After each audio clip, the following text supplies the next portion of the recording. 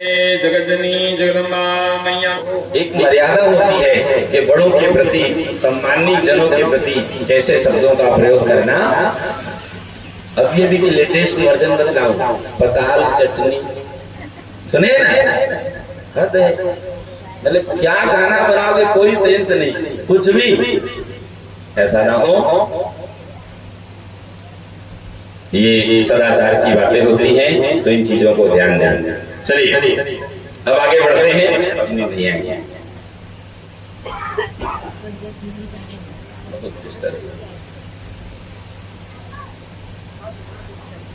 सरियाती को यजमान बना करके जब यज्ञ करने में तत्पर हुए, इस बात की जानकारी जब इंद्र को हुई तो इंद्र वहां पे उपस्थित हो गए और उन्हें यज्ञ करने से मना किए, उन्हें रोकने लगे। क्यों?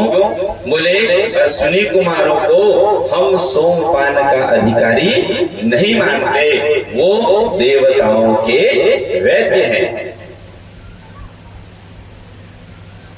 अब जो है फिर भी नहीं रुके, च्यवन ऋषि नहीं रुके, वो कंटिन्यू किए। अब तब क्या हुआ, इंद्र फिर यहाँ पे हाथ में वज्र उठा लिए सरियाती को मारने के लिए। अब इस बात से फिर कुपित हुए च्यवन ऋषि और इंद्र को वज्र के सहित स्तंभित कर दिए, स्टेचू बना दिए, वज्र के सहित स्तंभित कर दिए।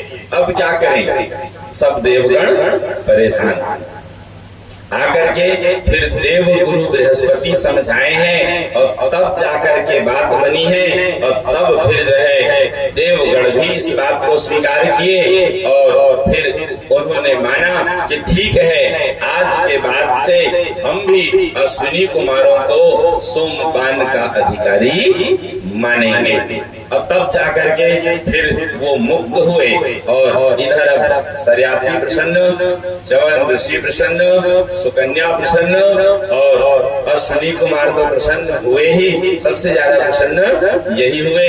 और इंद्र भी अब जब मुक्त हो गए तो वे भी प्रसन्न हुए और उसके बाद सब के सब अपने अपने गंतव्य को प्रस्थान किए। इस कथा में आप लोग सुने, राजा सरियाती, उनकी पुत्री सुकन्या, उनके दामाद च्यवन, अश्विनी कुमार, ये दो हैं। नाम लेने से ऐसे प्रतीत होते हैं मानो एक है, लेकिन ये दो हैं, ठीक है। और हुए इंद्र, अश्विनी कुमार को एक ही गणना कर लीजिए तो 5 हुए। सरियाती, सुकन्या, च्यवन ऋषि, अश्विनी कुमार और इंद्र, ये 5 नाम प्रतिदिन भोजन के बाद लेना चाहिए। जैसे डाइजेशन प्रॉब्लम बताए थे ना, वैसे इससे नेत्र रोग की समस्या नहीं होती। तो भोजन के बाद इन 5 नामों का स्मरण करना चाहिए। सरियातींच सुकन्या च च्यवनम शक्रमश्विनौ भोजनान्ते स्मरे नित्यम तस्य चक्षुर नहीयते। श्रद्धा पूर्वक यदि इसका पालन करेंगे तो निश्चित रूप से आपको लाभ मिलेंगे। ये सब है, बस आवश्यकता इसी चीज की है, विश्वास होना चाहिए। विश्वास हो तो कहते हैं ना आप लोग, भय से भूत भावना से भगवान, मानो तो शंकर नहीं तो कंकर। तो वही होता है। अब इधर फिर जो है ये च्यवन ऋषि और सुकन्या की कथा जो है पूर्ण हुई। इसके बाद फिर जो है क्या हुआ देखिए, अब आगे की कथा पुनः हम बढ़ रहे हैं।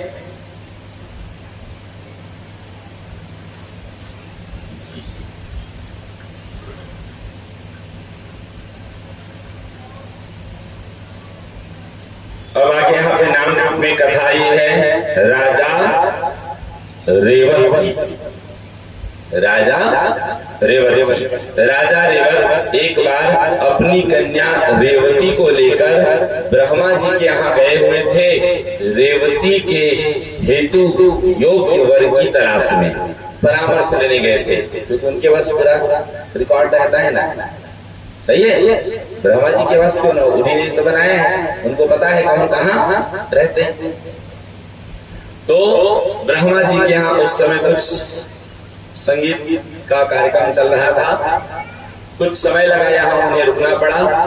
जब वह कार्यक्रम पूर्ण हुआ तो राजा रेवत जिस उद्देश्य से गए थे ब्रह्मा जी के समीप, वो निवेदन किए और उसके बाद फिर जो है वो ब्रह्मा जी बतलाने लगे कि हे राजन, जब से आप आए हैं उस समय के जितने राजा राजकुमार थे अब वो तो रहे ही नहीं, वो सब काल के गाल में। देखिए ब्रह्मा जी के यहाँ कुछ ही समय हुआ है, लेकिन कलयुग की गणना से कहें, पृथ्वी की गणना से कहें, बहुत समय व्यतीत हो जाता।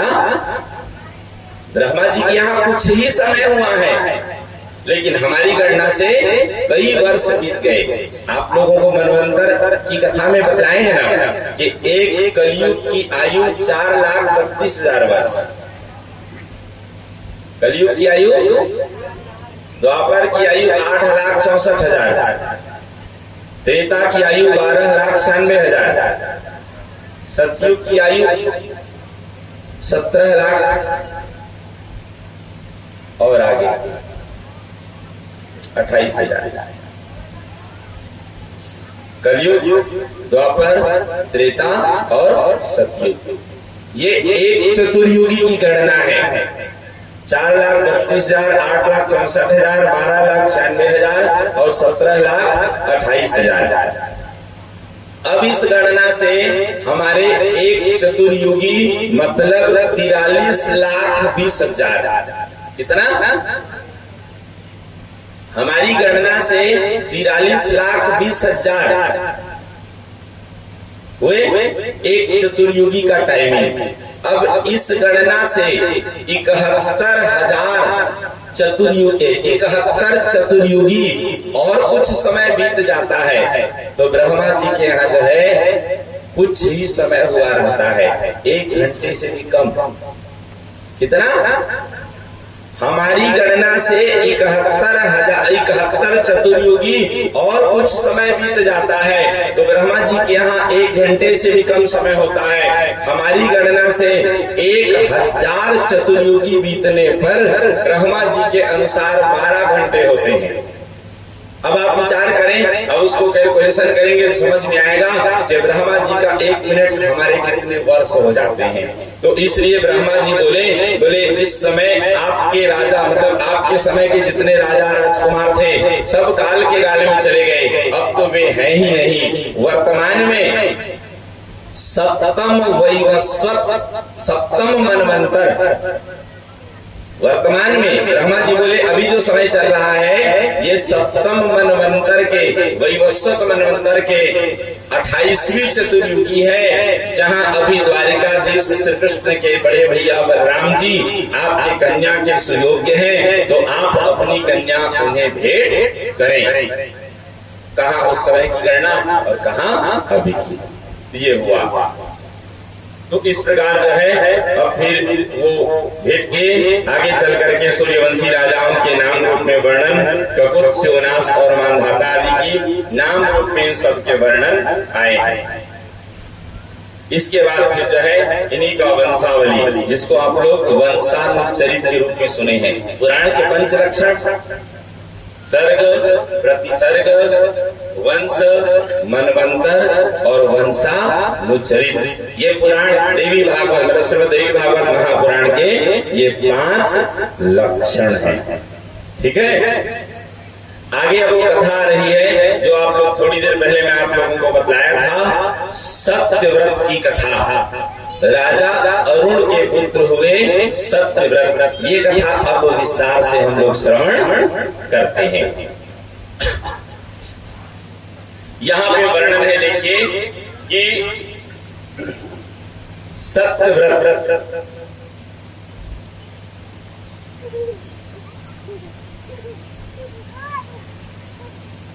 पिता अरुण के यहाँ निवास कर रहे हैं और कैसे आचरण किए, कैसे उन्हें साफ हुआ, ये कथा हम लोग जो है श्रवण करते हैं।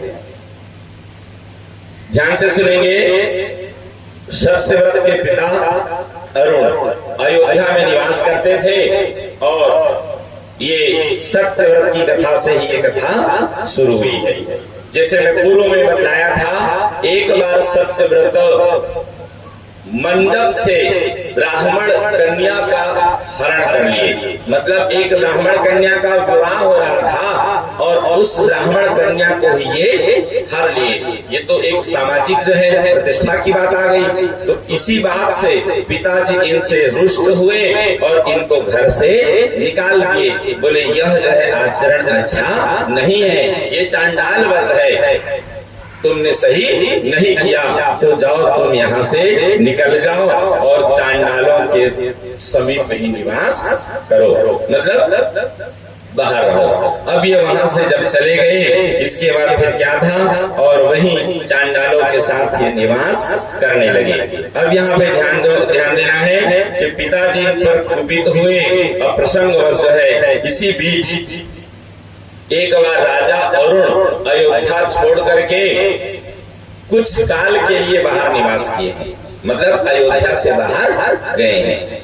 जब वो अयोध्या से बाहर गए तो इसी बीच 12 वर्ष तक अयोध्या में बारिश नहीं हुई। अब 12 वर्ष तक अयोध्या में बारिश न हो मतलब अकाल घोषित होना तय है। लोग आने जाने के लिए त्राही होने लगे, सब के सब जो बहुत कष्ट में जीवन व्यतीत करने लगे। इसी बीच विश्वामित्र जी भी थे। विश्वामित्र जी क्या किए, तपस्या करने को गए हुए थे और उनके बच्चे, उनकी पत्नी, ये सब जो है उनके आश्रम में निवास कर रहे। ये जब तपस्या करने के लिए चले गए थे, अब इधर अकाल घोषित हो गया। तो जो विश्वामित्र की पत्नी थी, अपने बच्चों के लालन पालन के लिए बहुत कष्ट उठाने अंततो गत्वा अब ये स्थिति निर्मित हो गई कि मैं बच्चों का पालन कैसे करूं। अब तब उन्होंने फिर कठोर निर्णय लिया। कठोर निर्णय क्या लिए, उनके जो बच्चे थे उनमें से एक बच्चे को उन्होंने बेचने का निर्णय। क्यों? क्योंकि अब और कोई उपाय रहा नहीं, तो उनमें से एक बच्चे को मैं कहीं बेच देती हूँ और उसके बाद मैं बाकी बच्चों का उससे पालन करूंगा। तो एक बच्चे के जो है गले में रस्सी डाल दिए और पशु की तरह उसको बेचने के लिए ले जाने लगे। जब ये ले जा रही थी तो इसी बीच सत्यव्रत से इनकी भेंट, जो राजकुमार थे, अब ये कहीं शापवश बाहर निवास कर रहे थे, चांडाल के समान जीवन व्यतीत कर रहे थे। जिस पुत्र के गले में रस्सी बांध करके वो ले जा रही थी, गले में रस्सी बांधने के कारण उस बालक का एक नाम पड़ा गालव। जिस बच्चे के गले में रस्सी बांध करके ले जा रहा। जब सत्यव्रत से भेंट हुई, सत्यव्रत उनसे पूछे कि आप कौन हैं और ऐसा निर्णय आप क्या कर रही हैं, आप कहाँ जा रही हैं, क्या करने वाली हैं। परिचय हुआ, तब उन्हें इस बात की जानकारी हुई। वो बताई कि मैं जो है विश्वामित्र की पत्नी हूँ और अकाल पड़ने के कारण ये स्थिति निर्मित हुई है, तो मैं ऐसे ऐसे आचरण करने जा रही हूँ।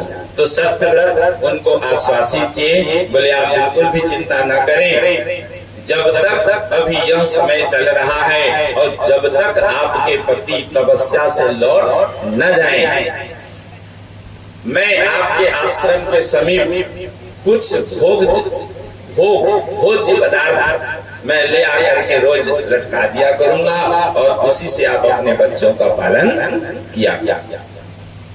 भोजन की व्यवस्था मैं कर दूंगा। और इसी प्रकार सत्यव्रत जो है वे भोजन की व्यवस्था में लग गए। रोज जहाँ पे उनके आश्रम के समीप एक पेड़ था, ले जाकर के उस पेड़ में भोजन लटका देते थे और उसी से उनका जीवन चलने लगा। एक दिन इन्हें खाने को कुछ नहीं मिला। अब वो चांडाल के रूप में निवास कर रहे थे, चांडाल के रूप में निवास कर रहे थे। तो वो क्या किए कि एक गाय को ही मार दिए और संजोग ऐसा हुआ कि वो गाय वशिष्ठ जी की थी। इससे अब वशिष्ठ जी भी शाप दे दिए। पहले से भी कुपित थे, क्योंकि वो जो जैसे आचरण करते थे ना, तो उनके आचरण से जो है गुरु जी प्रसन्न नहीं थे। अब तो जो है उन्हें अब और भी जब ज्यादा कुपित हो गए और उनको शाप दे दिए। अब शाप दे दिए तो सच में चांडाल हो गए, चांडाल हो गए। इधर क्या हुआ देखिए कि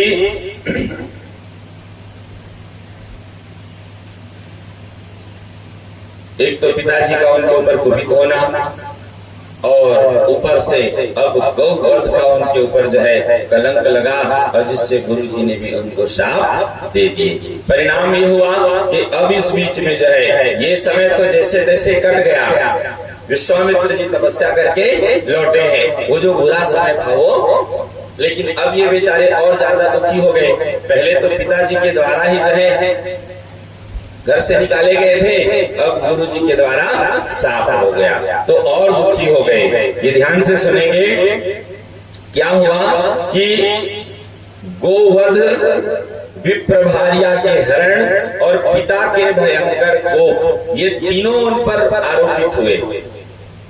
विप्रभार्या का हरण, अब यहाँ पे विचार करेंगे, विवाह में आप लोग सुनते होंगे, देखे होंगे, विवाह में जैसे वरमाला होती है, जैसे फेरे होते हैं, अन्य विवाह अन्य जितनी भी क्रियाएं सब हो जाती हैं, उसके बाद एक तर्क यहाँ पे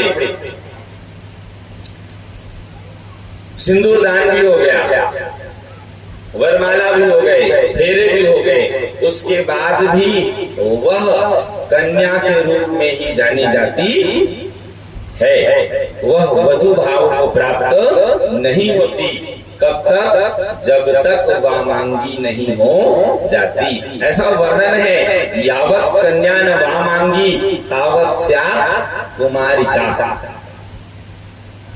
जब तक वह वाम भाव को प्राप्त नहीं हो जाती तब तक वह कुमारी ही कहलाती।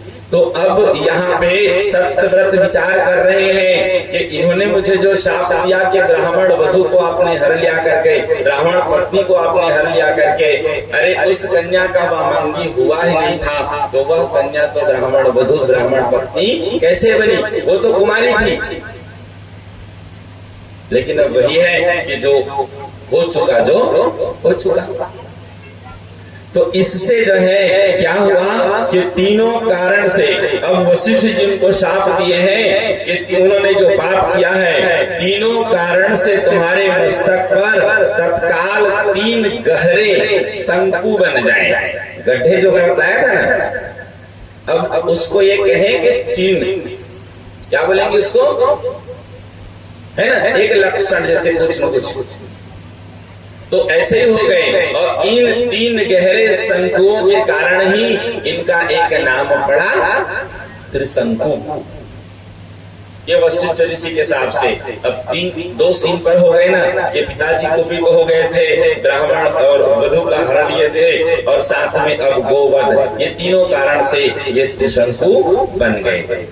अब वहां निवास कर रहे हैं। इस बीच में अब क्या हुआ कि देखिए, ये एक बार अब माता जी की आराधना में तत्पर हो गए। माता जी की जो है सेवा में ये भले ही चांडाला स्वरूप में निवास कर रहे हैं, लेकिन दैव संजोगवश, संतों की कृपा कहें, ब्राह्मणों की कृपा कहें, ये देवी की आराधना में तत्पर हो गए। माता जी इन पर प्रसन्न हो गई, और उसके बाद फिर जो है क्या था कि मन इनका पवित्र हो गया, मन इनका पवित्र हो गया। लेकिन जो इन पर दोष लगे हुए थे, उन सब बातों को स्मरण करके ये इतने दुखी हो रहे हैं कि अब यही स्थिति हो गई कि मैं ऐसा करूं कि अब मेरा जीवित रहना उचित नहीं है, मुझे तो जो है प्राण त्याग देने चाहिए। इस भाव को स्वीकार करके ये क्या किए, तो अपने लिए स्वयं चिता तैयार कर लिए, और उसमें स्नान आदि से निवृत्त होकर उस चिता में जो है बैठने वाले थे। उसी समय माता जी फिर इनको दर्शन दी है, और उसके बाद सुंदर इनको आश्वासित की है कि तुम चिंता मत करो, तुम्हारे पिता तुम्हें पुनः बुलवाएंगे और तुम्हें राजपद पर अभिषिक्त करेंगे। तुम बिल्कुल चिंता मत करो, ससम्मान तुम्हारे पिता तुम्हें बुलवाएंगे और राजपद पर अभिषिक्त, राजगद्दी पर तुम्हें बिठाएंगे। तुम्हें चिंता नहीं करनी चाहिए। माता जी के वचनों को सुनकर ये थोड़े आश्वस्त हुए और इधर सच में अब क्या होता है कि उनके पिताजी को भी ये प्रेरणा हुई माता जी के द्वारा और लोगों के द्वारा भी इस बात की उन्हें जानकारी हुई कि राजकुमार अब मन से निर्मल हो गए हैं, वो देवी की भक्ति में लगे हुए हैं और वे ज्यादा दुखी होकर के अपने प्राण त्यागने को तत्पर तक हो गए थे। इस बात को जानकर जो है फिर राजा अरुण ससम्मान अपने मंत्री आदि लोगों के द्वारा उनको बुलवाए हैं और सुंदर उनको नीति की शिक्षा दिए हैं। नीति की शिक्षा दिए हैं, ध्यान से सुनेंगे। नीति की शिक्षा दिए हैं, इन बातों को आप लोग सुने। राजा उन्हें कैसे नीति की शिक्षा प्रदान किए हैं, बहुत सुंदर है। आप लोग एक पुस्तक का नाम सुने होंगे, पंचतंत्र। सुने हैं? राइटर कौन है? दुर्भाग्य है आज की जो शिक्षा प्रणाली है फ्री में महंगी है। क्या? न नैतिक शिक्षा, न मौलिक शिक्षा, केवल एक शिक्षा रह गई, भौतिक शिक्षा। केवल भौतिक शिक्षा। कुकर सुकर की तरह जियो और मर जाओ। जीवन में याद रहे, बुद्धि सबके पास होती है। बुद्धि होती कि नहीं होती है? एक गलत काम करता है ना, उसके पास भी होती है और ऐसा भी हो सकता है कि अच्छे काम करने वाले से ज्यादा हो। इसीलिए तो पुलिस तक तोड़ नहीं निकाल पाती ना चोरों की, तो ज्यादा होती है ना। बुद्धिमान होना अलग चीज है और विवेकी होना अलग चीज है। हमें विवेकवान होना होगा, बुद्धिमान ही होना पर्याप्त। लेकिन विवेकी कैसे बनेंगे? इन चीजों को सुने। बिनु सत्संग विवेक न होई, राम कृपा बिनु सुलभ न सोई। जब तक आप सत्संग नहीं करेंगे आपको विवेक की प्राप्ति संभव। बिनु सत्संग विवेक न होई, और सत्संग कैसे प्राप्त होंगे? तो राम कृपा बिनु सुलभ न सोई। जब तक परमात्मा की कृपा नहीं होगी तब तक हमें जो है सत्संग की प्राप्ति संभव। जीवन में याद रखें, और कुछ हो सके न सही, लेकिन जब जब सत्संग का अवसर लाभ हो तो हमें चूकना नहीं चाहिए। यहाँ पे आप लोग सुनेंगे, बहुत महत्वपूर्ण प्रसंग है और जीवन में आचरण करने योग्य है, इसलिए मैं इन्हें विशेष करके बता रहा हूँ। क्या कहा है? राजा अरुण ने अपने पुत्र को नीति की शिक्षा देते हुए उन्होंने कहा कि हे पुत्र, तुम सदा धर्म में ही अपनी बुद्धि लगाना। किसमें? हाँ, नोट कर लीजिए, मैंने कह रहा हूं हर जगह आप लोग इसी बात को पढ़ते सुनते हैं। चल ही स्वधर्म निरत श्रुति नीति, धर्मो रक्षति रक्षित। जो धर्म की रक्षा करते हैं धर्म भी उनकी रक्षा।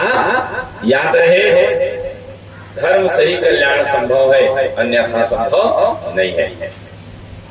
सदा ब्राह्मणों का सम्मान करना, न्याय पूर्वक प्राप्त धन ही ग्रहण करना, अन्यायोपार्जित धन ग्रहण नहीं करना, प्रजाओं की सदा रक्षा करना, कभी असत्य भाषण न करना, निंदित मार्ग का अनुसरण मत करना, शिष्ट जनों के आज्ञानुसार कार्य करना।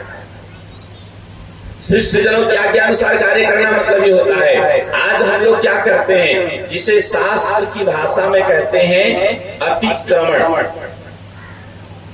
शास्त्र की भाषा में कहते हैं अतिक्रमण। अतिक्रमण मतलब योग्य व्यक्ति को छोड़कर अयोग्य का आश्रय लेना, इसे कहते हैं अतिक्रमण। योग्य व्यक्ति को छोड़कर अयोग्य व्यक्ति का आश्रय लेना कहलाता है अतिक्रमण। और याद रहे, ऐसे जगह में कभी कल्याण नहीं होता, नोट कर लीजिए। ऐसे जगह में कभी कल्याण नहीं हो सकता, ये तय है। आज नहीं तो कल विनाश निश्चित है। हो सकता है थोड़ा सा समय लग जाए, क्यों? आना है तो आ राह में, कुछ फेर नहीं है, भगवान के घर देर है। ये मत सोचे कि आप सफल हुए। तपस्वियों की पूजा करना, क्रूर लुटेरों का दमन करना और इंद्रियों को अपने वश में रखना। हे पुत्र, कार्य की सिद्धि के लिए राजा को अपने मंत्रियों के साथ सदा गुप्त मंत्रणा करते रहना चाहिए। हे सुत, सबके आत्मा स्वरूप राजा को चाहिए कि छोटे से छोटे शत्रु की भी उपेक्षा न करें। इस प्रकार जो है, अब देखिए और कुछ विशेष बात है। क्या बोले? युद्ध, मदिरा, अश्लील संगीत तथा गणिकाओं से स्वयं को बचाना चाहिए। इन चीजों से दूर रहना है। अपनी प्रजाओं को भी इनसे बचाना चाहिए। हम जो बोलते हैं, कभी कभी हो सकता है लोगों को बुरा भी लगता हो कि महाराज जो है बार बार बोलते हैं, लेकिन सत्य है। आप लोग सुने हैं ना, मांस मदिरा से हमेशा दूर रहना चाहिए। मांस वक्षई सुरापानई मूर्ख साक्षरवर्जितई वसुभी पुरुषाकारई भाराक्रांतास्ति मेदिनी। बार बार कहूंगा, मांस भक्षण करना, मदिरा पान करना घोर पाप है, घोर पाप है। इसलिए भूल कर भी नहीं करना। अभी भी समय है, जो लोग कर रहे हैं छोड़ दीजिए, अन्यथा कल्याण संभव नहीं होगा। अरे मांस मदिरा तो दूर की बात, लहसुन प्याज तक नहीं खाना चाहिए। मांस मदिरा तो दूर की बात। अच्छा ये बताएं, कितने लोग तुलसी के माला धारण किए?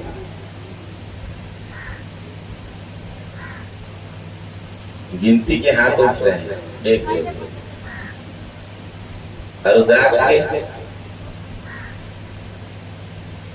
अब इसलिए मैंने पूछा ताकि पहले पूछ लो ना, फिर बताओ। जो तुलसी की माला धारण करते हैं, जो रुद्राक्ष की माला धारण करते हैं, उन्हें भी ये नियम है शास्त्रों में, मांस मदिरा तो दूर की बात, लहसुन प्याज भी नहीं खाना चाहिए। तभी तुलसी पहनना सार्थक है, तभी रुद्राक्ष पहनना सार्थक है। और शान पट्टी के लिए दूसरों को दिखाने के लिए पहन लिए तो बात अलग है। विधिवत आचरण करोगे और तब तो उसका लाभ आपको होगा, अन्यथा नहीं हो सकता, उल्टा दोष पड़ेगा। क्यों? नहीं पहने हो, कुछ भी कर रहे हो तो चलेगा, लेकिन पहन करके करोगे तो और ज्यादा पाप लगेगा, इसलिए नहीं करना चाहिए।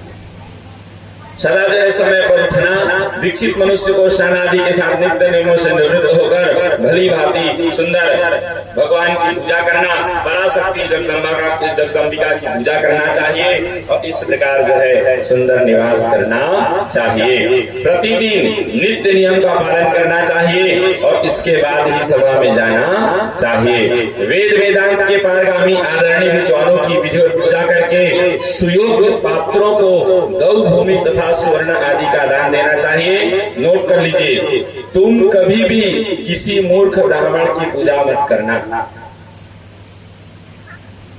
क्या कहा गया? किसी मूर्ख ब्राह्मण की। इसका मतलब यह नहीं हुआ कि उनको गाली देना, उनको अपमान करना। सापत ताड़त परुष अहंता विप्र पूज्य असगावही संता। मूर्ख व्यक्ति को कभी भी भोजन से अधिक कुछ भी मत देना।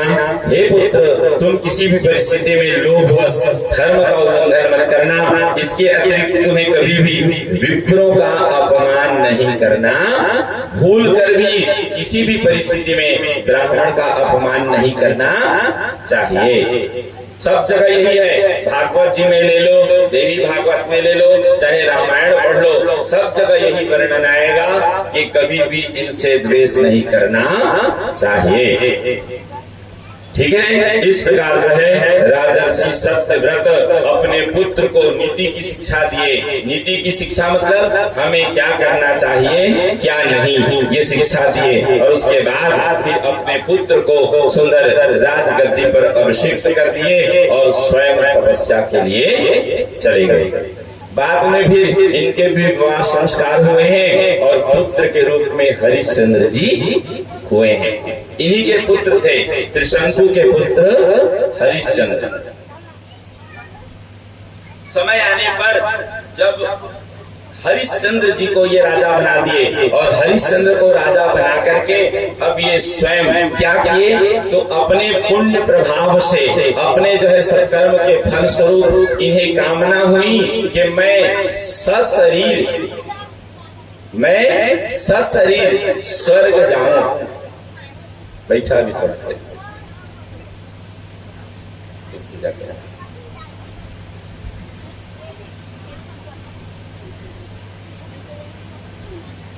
अब ये जाकर के गुरु वशिष्ठ जी से निवेदन किए, बोले गुरुवर आप मुझसे ऐसे यज्ञ करवाएं जिन यज्ञों के पुण्य प्रभाव से मैं सशरीर स्वर्ग जाना चाहता हूँ।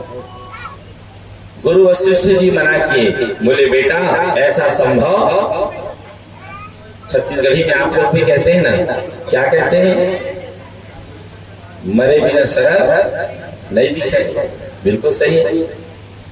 तो इसी बात को वशिष्ठ जी समझाए हैं उन्हें, त्रिशंकु को, सत्यव्रत को, बोले बेटा यह संभव नहीं है, तुम्हारी इच्छा ही है स्वर्ग जाने की, तो तुम सत्कर्म करो, पुण्य कर्म करो और फल स्वरूप मृत्यु के बाद तुम्हें स्वर्ग मिल जाएगा, मृत्यु के बाद तुम स्वर्ग पहुंच जाओगे। लेकिन ये बात सत्यव्रत को अच्छी नहीं लगी। अब सत्यव्रत ने कहा ठीक है, यदि आप जो है मेरे द्वारा यज्ञ नहीं कराएंगे तो मैं अन्य ब्राह्मणों को वर्ण करके यज्ञ करा लूंगा। अब इस बात से जो है गुरु वशिष्ठ जी फिर से कुपित हो गए। जब देवी जी कृपा हुई थी तो गुरु जी भी प्रसन्न हो गए थे, लेकिन अब फिर से गुस्सा हो गए। अब फिर से यहाँ पे उनको साफ दे दिए कि जाओ तुम चांडाल हो जाओ। अब ये अब चांडाल हो गए और चांडाल मतलब अब जब चांडाल हो गए तो अपने घर जो है कैसे लौटे, राजा के रूप में थे, सुंदर पीताम्बर धारण किए हुए थे, कवच कुंडल आदि सब धारण किए थे, लेकिन जैसे ही गुरु वशिष्ठ ने साफ दिया कानों के कुंडल पत्थर के हो गए, कवच आदि जो सुंदर धातुओं के बने थे वो सब जो है काले पड़ गए, बेकार हो गए, रंग भी उनका वैसी बदल गया, जो पीताम्बर धारण किए थे वे भी सब कृष्ण वर्ण के हो गए, मतलब पूर्ण रूपेण चांडाल प्रतीत होने लगे।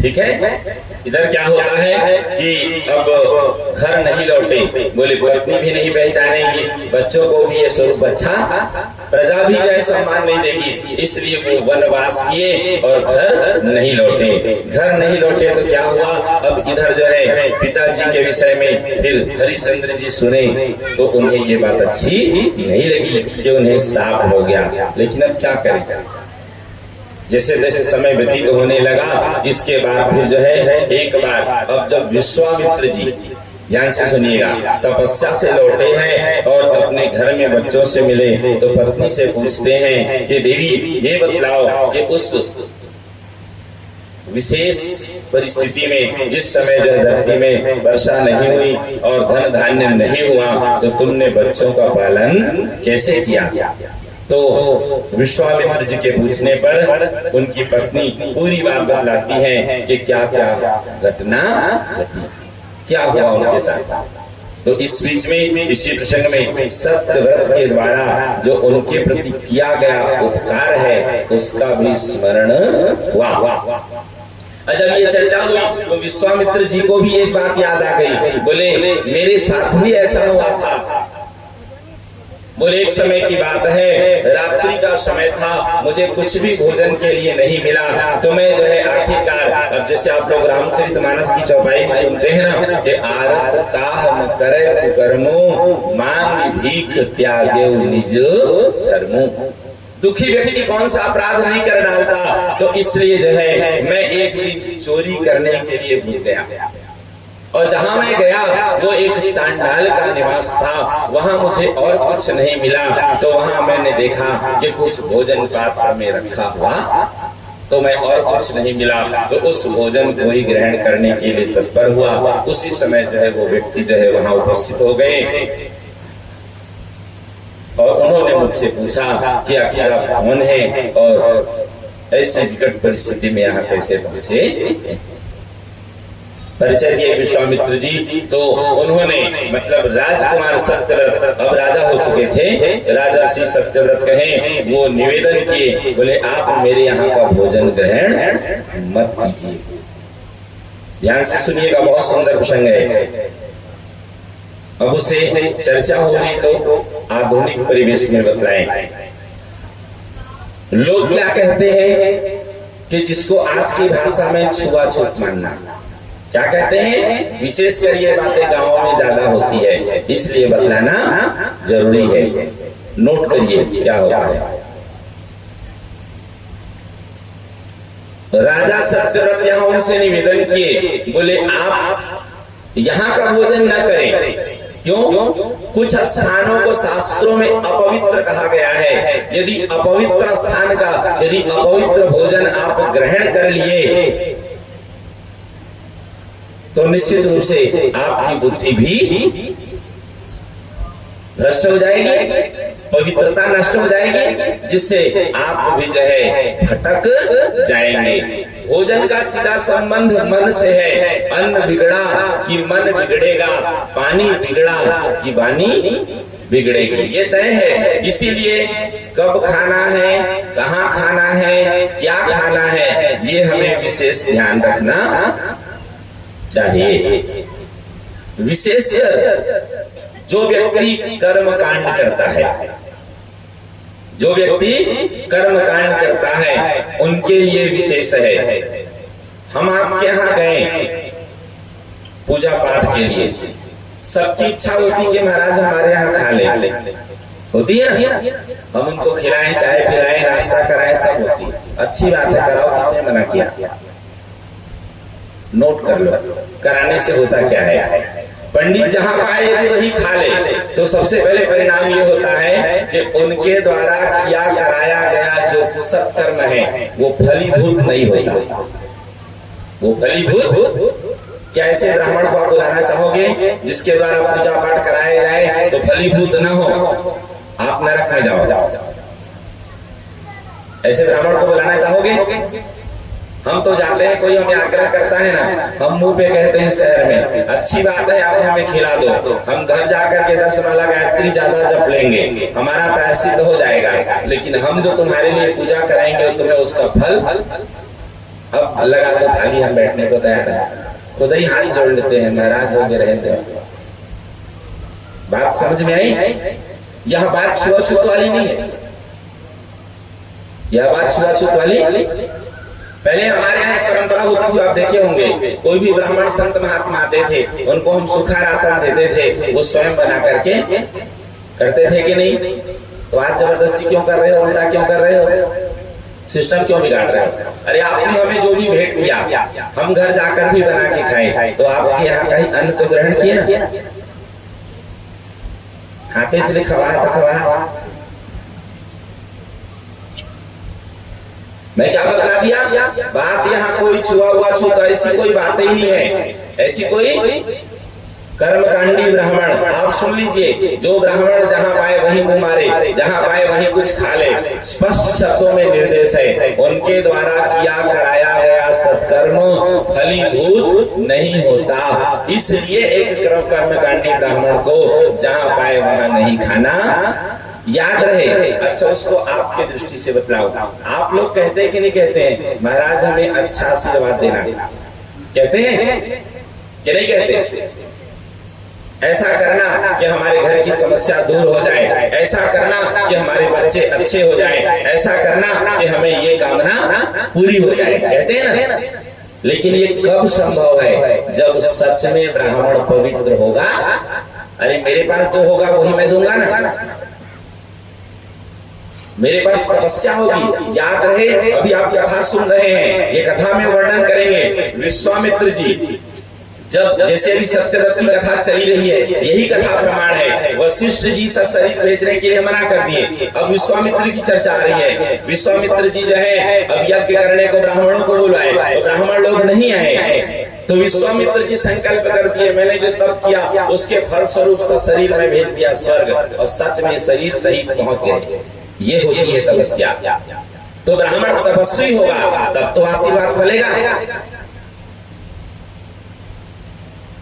मैं आशीर्वाद दे रहा हूँ। दूधो नहाओ पूतो फलो, भीतर ही भीतर खुद ही धुआं निकल रहा है, मैं जल रहा हूँ ईर्ष्या से, द्वेष से, और आपको कहूंगा दूधो नहाओ पूतो फलो, फलेगा?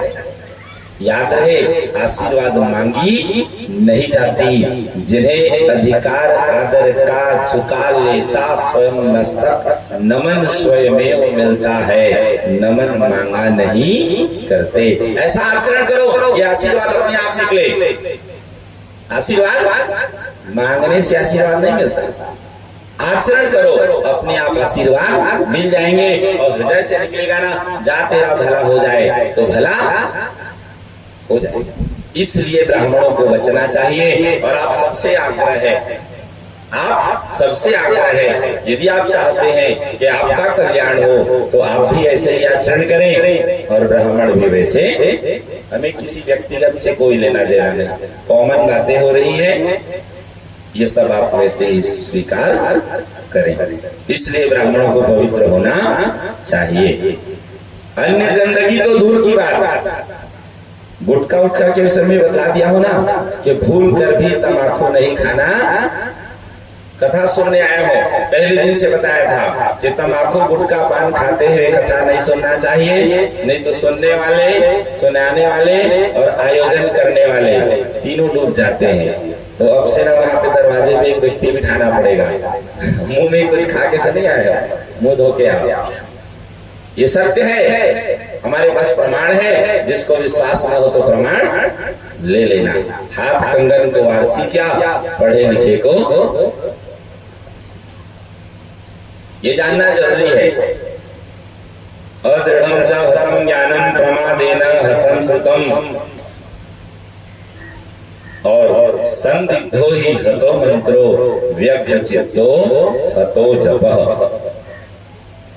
तो अब ये कथा आई गई है जो आप सुन रहे थे सत्यव्रत के विषय में। अब सुन लीजिए, ये गुरु वशिष्ठ जी मना कर दिए, तो विश्वामित्र जी अपनी पत्नी को बतलाते हुए बता रहे हैं, बोले कहीं ये वही तो नहीं जिन्होंने मदद किए। बोले मुझसे भी उनकी भेंट हुई थी, मतलब विश्वामित्र जी भी उनसे मिल चुके थे।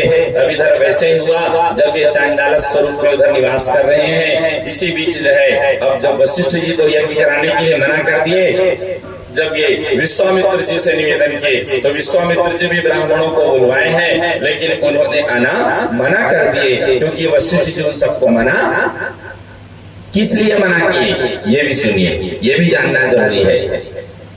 जो पतित होते हैं, जो पथ भ्रष्ट होते हैं, जिनके आचरण अच्छे नहीं होते, उन्हें भी यज्ञ कर्म करने के अधिकार।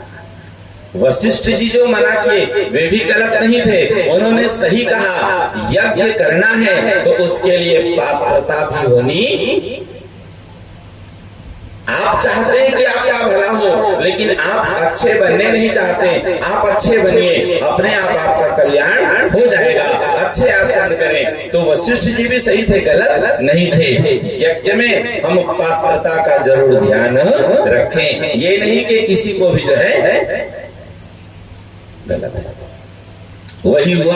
अब इसके बाद जब यज्ञ नहीं हुआ तो फिर अब यहीं पे विश्वामित्र जी संकल्प किए कि मैंने जो तपस्या की है उस तपस्या के फल स्वरूप मैं संकल्प करता हूँ, उस तपस्या के पुण्य प्रभाव से आप सशरीर स्वर्ग को जाएं।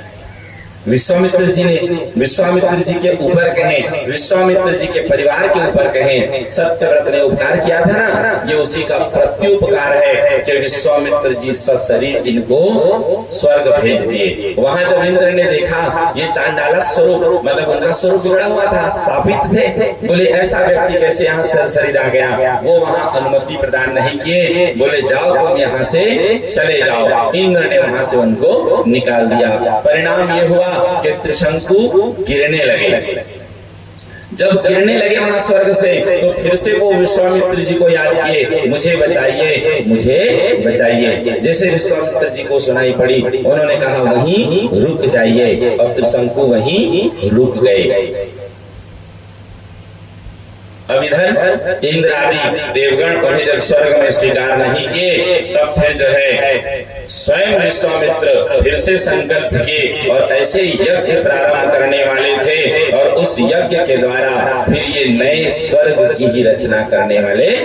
आपने स्वर्ग में स्थान प्रदान नहीं करेंगे तो मैं स्वयं ही दूसरा स्वर्ग बना दूंगा। जब ऐसे संकल्प किए ना, तब इंद्र फिर स्वयं विश्वामित्र जी के पास आए हैं और उनको निवेदन किए, बोले आप दूसरी सृष्टि की रचना न करें। बोले यह सही नहीं है, हम ससम्मान त्रिशंकु को, सत्यव्रत को हम स्वर्ग में स्थान प्रदान करेंगे। और उसके बाद वही हुआ। फिर जो है इंद्र स्वयं ही जो उन्हें चांडाला स्वरूप में थे कहिए, उनको उससे भी मुक्त किए और साथ में वे दिव्य रूप धारण करके फिर स्वर्ग में निवास।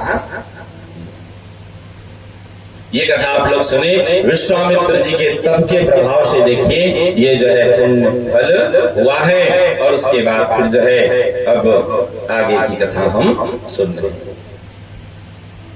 त्रिशंकु की कथा पूरी हुई। अब इधर क्या हुआ, राजा हरिश्चंद्र जी की कथा आ रही है। राजा हरिश्चंद्र को पहले पुत्र नहीं थे, पुत्र नहीं थे, तो उन्होंने भगवान वरुण की उन्होंने पूजा सेवा भक्ति निवेदन किए, वरुण जी की सेवा की। परिणाम स्वरूप वरुण देव प्रसन्न हुए और उसके बाद फिर क्या हुआ कि उन्हें वरदान दिए हैं कि ठीक है आपको पुत्र की प्राप्ति होगी, लेकिन याद रहे कि आप उसी पुत्र के द्वारा आप मेरा जो है यज्ञ करेंगे, नर मेध यज्ञ। मतलब जैसे पशु बलि देने की विधि है ना, वैसे ही नर बलि यज्ञ।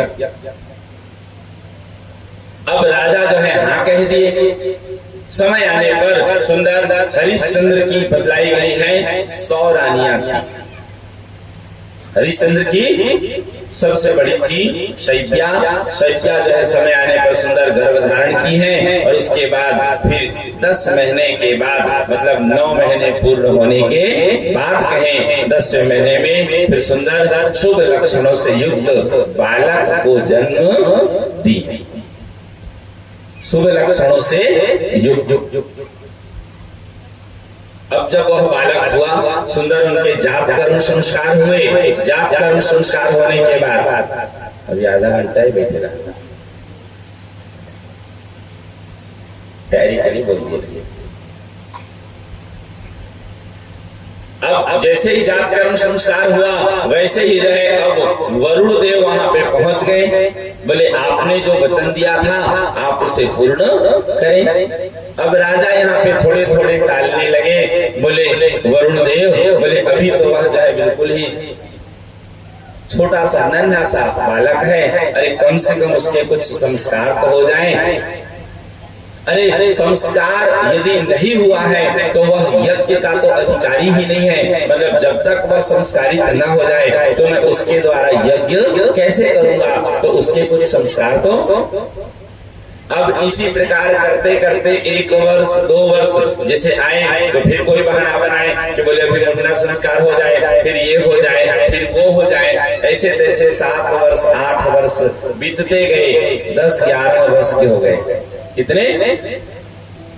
11वें वर्ष के हो गए। अब उनके उपनयन संस्कार हुआ है। जब उपनयन संस्कार हुआ तो उपनयन संस्कार के पश्चात अब जब इस बात की जानकारी रोहित को हुई, हरिश्चंद्र के पुत्र का नाम रोहित को हुई, तो रोहित अपने प्राणों के डर से कहें, प्राण जाने के डर से कहें, वो राज्य छोड़ करके कहीं चले गए और गुप्त स्थान में निवास करने लगे।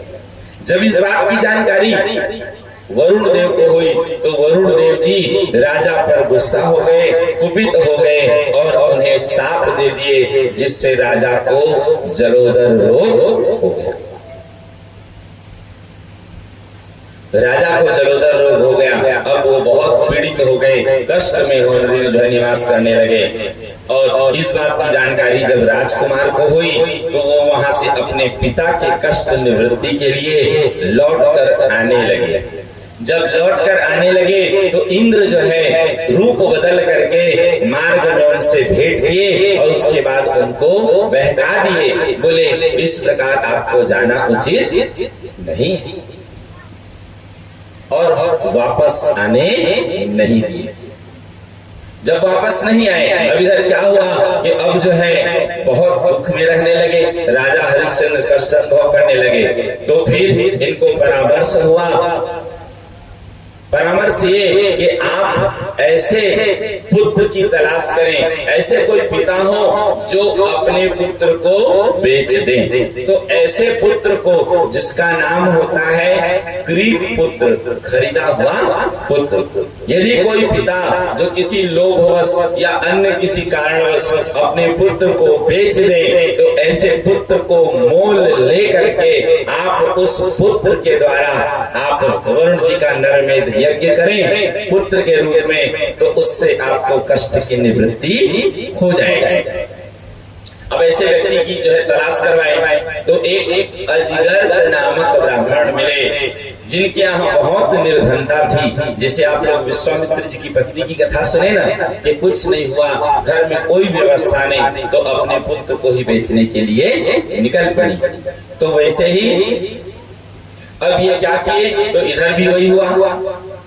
अजिगर्त नामक ब्राह्मण क्या बहुत निर्धनता थी, परिवार चल नहीं पाता था, तो इसलिए विवस्तावश क्या किए, तो अपने मझले पुत्र सुनह सेठ को वो मोल लेकर के बेच दिए। उस ब्राह्मण पुत्र को मंगवा लिए और उसके बाद राजा हरिश्चंद्र उन्हीं ब्राह्मण पुत्र के द्वारा फिर वो वरुण जी के यज्ञ जो है करने वाले थे।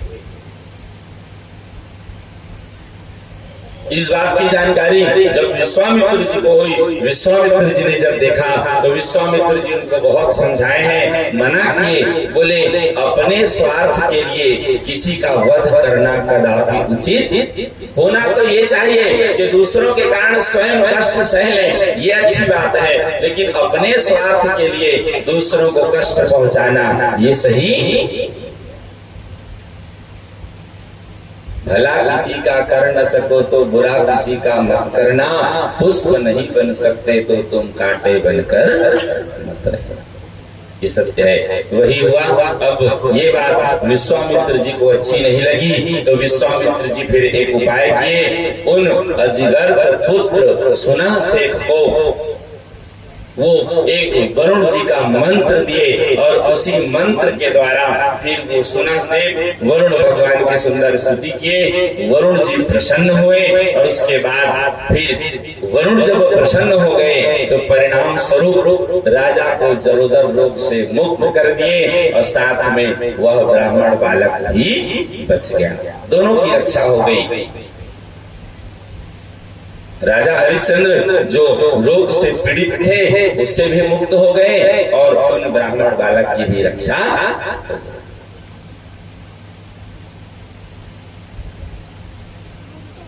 मुक्त हो गए ब्राह्मण देव जो है। और उसके बाद फिर अब इधर आगे हरिश्चंद्र की कथा। बोलिए जगदनी जगदम्बा मैया